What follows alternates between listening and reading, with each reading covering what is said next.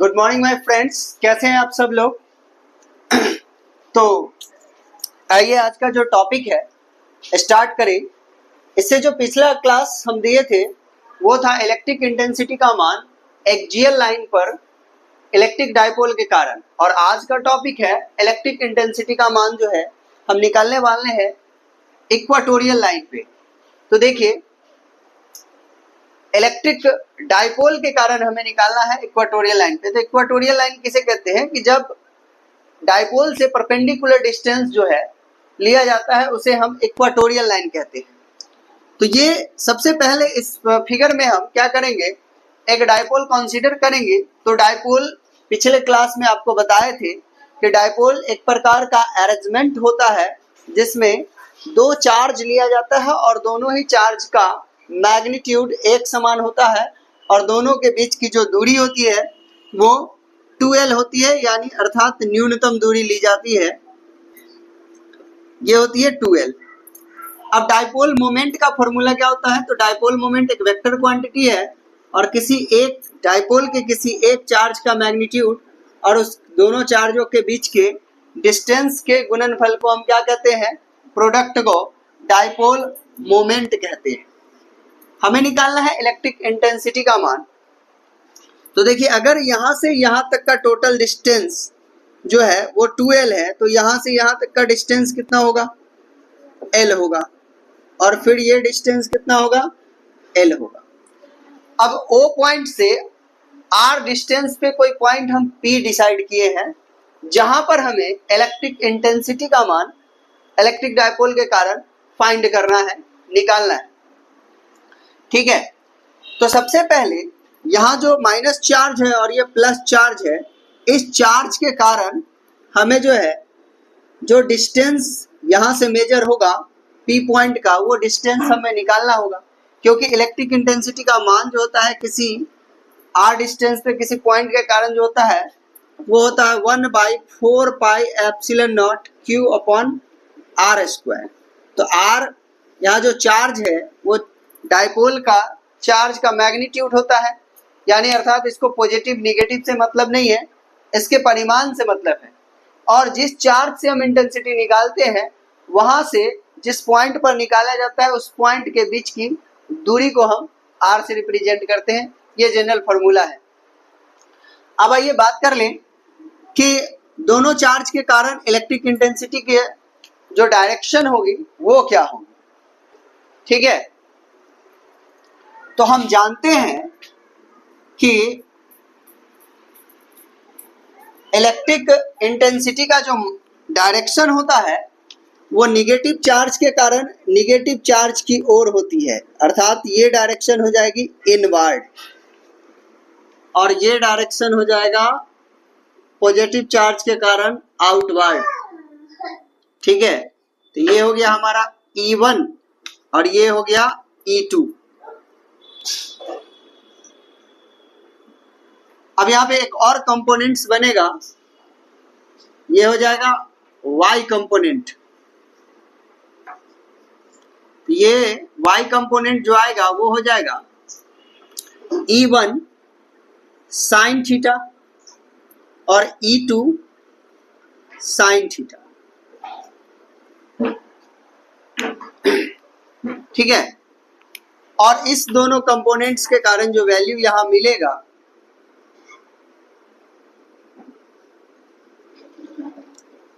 इस दोनों को ऐड करेंगे तो देखिए यहाँ पे एंगल जो बन रहा है वो बनेगा थीटा और यहाँ जो एंगल बनेगा वो बनेगा थीटा। तो जिस कंपोनेंट के साथ एंगल बनता है उसका कंपोनेंट आता है E cos थीटा। तो ये हो जाएगा E2 cos थीटा और ये हो जाएगा E1 cos theta.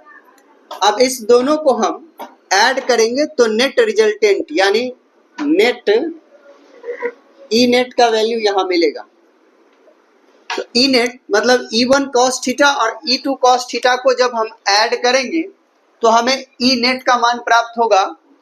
E1 sin theta और E2 sin थीटा को ऐड करेंगे तो हमें नेट रिजल्टेंट पॉइंट P पर 0 मिलेगा, क्योंकि E1 साइन थीटा का डायरेक्शन E2 साइन थीटा के डायरेक्शन के जस्ट अपोजिट है और दोनों का जो मैग्नीट्यूड है वो एक समान है।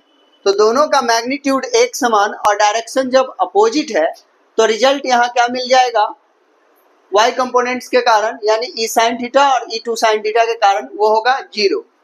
तो अर्थात यहाँ से मतलब आया कि ई नेट जो हमें प्राप्त होगा वो हो जाएगा E1 cos theta plus E2 cos theta.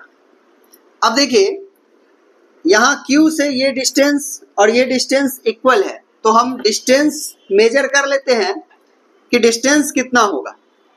या पहले अभी आप बात करें तो इसका मैग्नीट्यूड और इसका मैग्नीट्यूड एक समान है। चूंकि ये इलेक्ट्रिक डायपोल है तो डायपोल का डेफिनेशन ही कहता है कि दोनों चार्ज का परिमाण एक समान और दोनों के बीच की दूरी न्यूनतम हो और दोनों आवेशों का जो नेचर होगा वो अपोजिट होगा, तो एक नेगेटिव एक पॉजिटिव।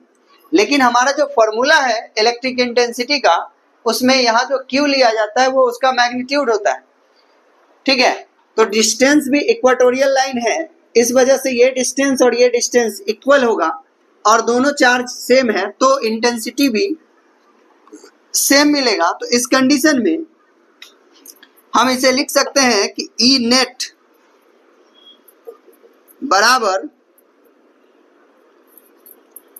2E1 cos थीटा, चूंकि E1 बराबर है E2 के, यानी दोनों का मैग्नीट्यूड जो है वो एक समान है और E1 sine theta E2 sine theta जो है एक दूसरे को काउंटर बैलेंस कर देता है। तो नेट रिजल्ट का मान हमें E1 cos थीटा और E2 cos थीटा को ऐड करने पे मिलेगा और चूंकि E1 cos थीटा और E2 cos थीटा तो E1 और E2 बराबर है, इसलिए हम दोनों को यानी E2 के जगह पर E1 को लिख सकते हैं। तो दोनों को ऐड करेंगे तो रिजल्ट हमें मिलेगा 2E1 cos थीटा। ये हमारा हो गया इक्वेशन 1। अब यहां से हम E1 का मान निकाल लें और cos थीटा का मान निकाल लें और इस समीकरण में E1 और cos थीटा का मान पुट कर दे तो हमें E नेट का मान प्राप्त हो जाएगा। तो आप इतना पहले नोट करें।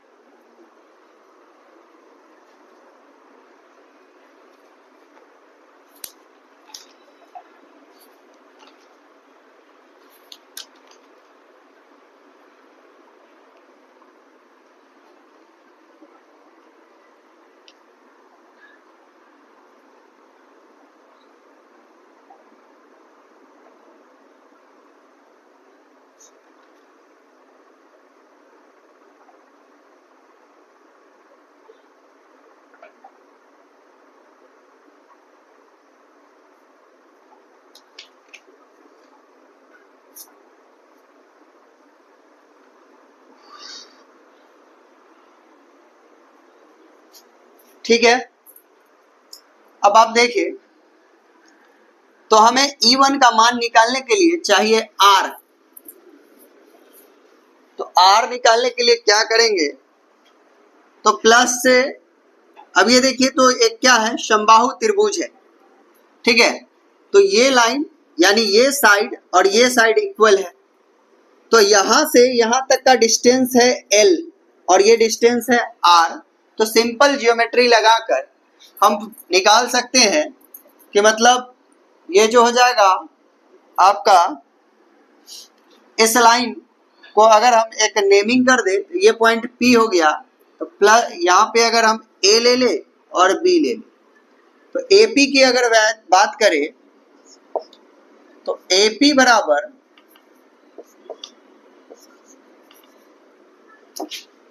बराबर क्या हो जाएगा, रूट अंडर L का स्क्वायर प्लस R का स्क्वायर। तो ये रिजल्ट हमें क्या प्राप्त हो जाएगा, L square plus R square. तो जितना ये होगा उतना ही ये भी होगा, तो ये हो जाएगा रिजल्ट हमें L square plus R square. ये हो गया। अब आइए E1 का मान निकालते हैं। तो E1 का मान निकालने के लिए क्या करना होगा, तो फॉर्मूला क्या है, 1/4 पाई एप्सिलॉन नॉट, ठीक है, Q और बट्टे R स्क्वायर। R स्क्वायर में क्या हो जाएगा, रूट L का स्क्वायर और प्लस R का स्क्वायर, इसका कर देंगे होल स्क्वायर, तो इस स्क्वायर से रूट हो जाएगा खल्लाश, 1/4 pi epsilon not Q L square plus R square. ये हो गया हमारा E1 का रिजल्ट आ गया। अब cos थीटा देख लेते हैं, cos थीटा का मान निकाल लें।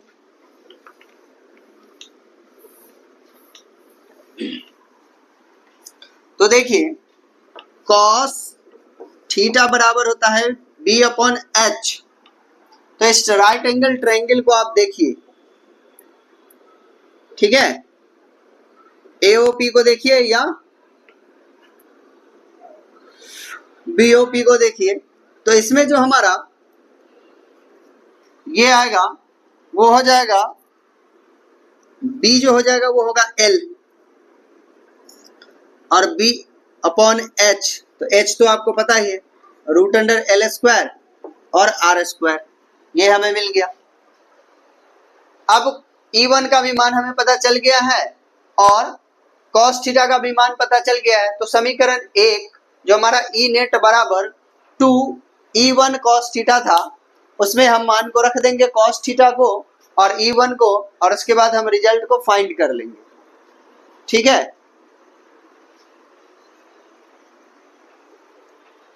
तो अब हम डायग्राम को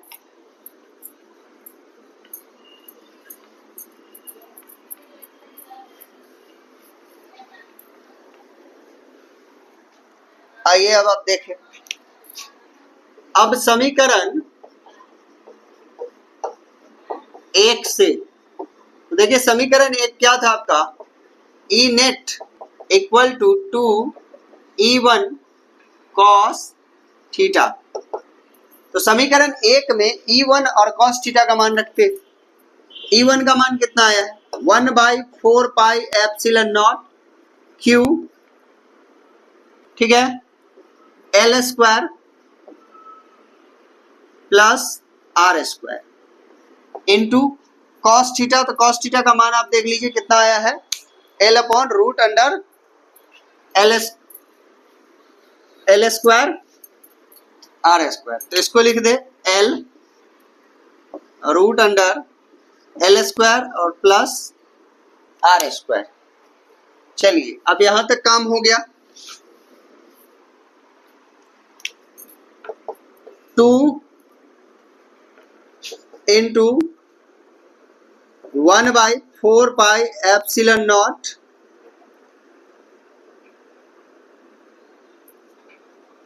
तो देखिए इसे हम थोड़ा और आसान कर ले, इसे लिख सकते हैं 1/4 pi epsilon not Q into 2L upon, अब देखिए ये है L स्क्वायर R स्क्वायर, और इसे हम क्या लिख सकते हैं, L square plus R square पे पावर 1/2।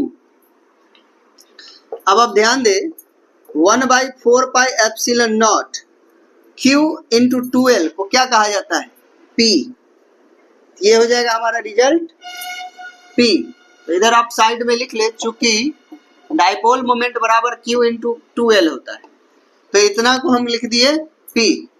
अब यहाँ कुछ पावर नहीं है, मतलब है 1 और यहाँ पे है हाफ, तो इस दोनों को जब ऐड करेंगे, 1 को और हाफ को ऐड करेंगे तो हमें मिलेगा 3/2। कैसे मिलेगा, तो वो देखिए 2 प्लस 1 अर्थात 3/2 आया। तो यहाँ रिजल्ट हमें हो गया L square plus R square पे पावर 3/2 हो गया। यदि L लेस देन R हो तो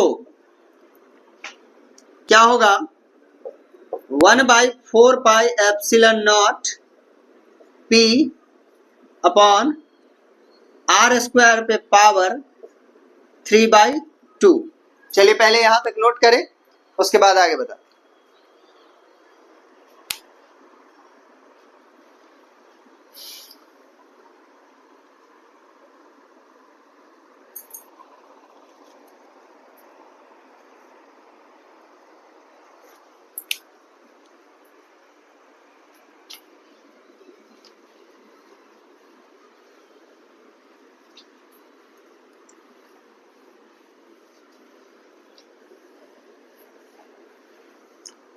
ठीक है माय डियर फ्रेंड्स, अब आइए, इसलिए ई नेट इक्वल टू क्या हो जाएगा, तो 1/4 epsilon not P upon R square into 3/2। तो इस 2 से 2 हो जाएगा कैंसिल, तो इसलिए E net equal to 1/4 epsilon not P RQ हो जाएगा।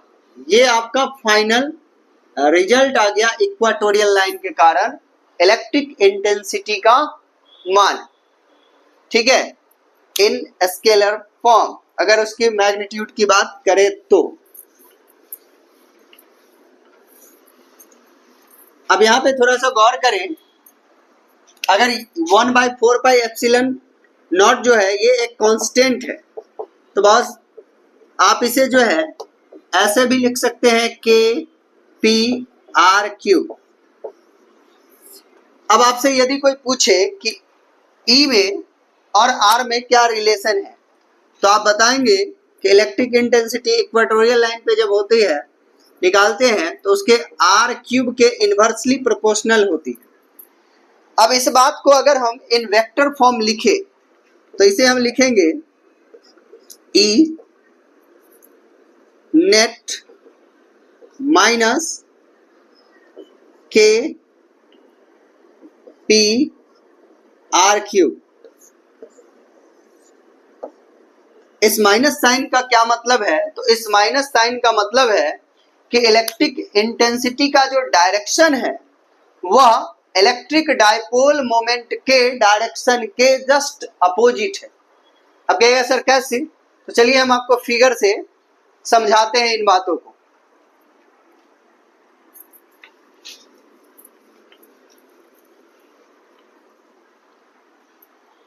देखिए फिगर हमारा इस तरह था, यहां पर हमारा पॉजिटिव चार्ज था, यहां पर हमारा नेगेटिव चार्ज था, और इसके मिड पॉइंट O से एक परपेंडिकुलर लाइन ड्रॉ किया गया था r डिस्टेंस पे, और यहां से आपको निकालना था, और ये डिस्टेंस था root under L square plus R square, ठीक है, और सेम ये भी वही था L square plus R square. तो पॉजिटिव के कारण इस डायरेक्शन में था आउटवर्ड और ये था इनवर्ड, और नेट इंटेंसिटी का मान हम यहाँ पे प्राप्त कर रहे थे। तो इसके साथ बन रहा था थीटा एंगल, और यहाँ भी बन रहा था एंगल थीटा। तो यहाँ आपका था E2 cos थीटा, और यहाँ था E1 cos थीटा। तो देखिए इंटेंसिटी, नेट इंटेंसिटी कहाँ निकला है, ई नेट का मान इस जगह पे निकला है। तो इसकी डायरेक्शन किधर है, इस तरफ है, जबकि डायपोल मोमेंट का डायरेक्शन आप जानते हैं कि ऑलवेज जो होता है निगेटिव से पॉजिटिव की ओर होती है। तो देखिए डायपोल मोमेंट का डायरेक्शन इस डायरेक्शन में है, इलेक्ट्रिक इंटेंसिटी की डायरेक्शन इस तरफ है। तो इन वेक्टर फॉर्म अगर हम इलेक्ट्रिक इंटेंसिटी और डायपोल मोमेंट को रिप्रेजेंट करेंगे, तो इसे माइनस साइन से दिखाएंगे, और इस माइनस साइन का मीनिंग होता है कि डायपोल मोमेंट का डायरेक्शन जो है just opposite to the electric intensity, ठीक है। तो इसे आप लिख ले इन वेक्टर फॉर्म।